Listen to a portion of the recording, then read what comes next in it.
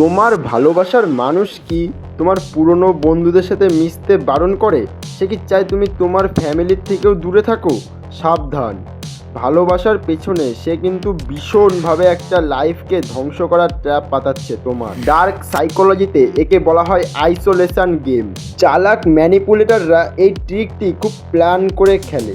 তারা ধীরে ধীরে তোমার চারপাশের সাপোর্ট সিস্টেম অর্থাৎ তোমার কাছের বন্ধু আর পরিবারকে তোমার জীবন থেকে সরিয়ে দেয়। উদ্দেশ্য একটাই, যাতে তুমি বাইরের জগৎ থেকে সম্পূর্ণ বিচ্ছিন্ন হয়ে যাও। যখন তোমার পাশে মনের কথা বলার মতো আর কেউ থাকবে না, তখন তুমি মানসিকভাবে সম্পূর্ণ ওই একটাই মানুষের ওপর নির্ভরশীল হয়ে পড়বে।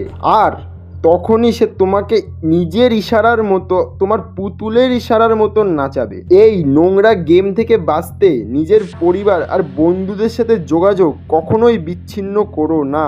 আমি পাশে থাকতে কেউ তোমাকে নাচাতে পারবে না। তাই এখনই পার্ট 35-এর জন্য সাবস্ক্রাইব করে রাখো।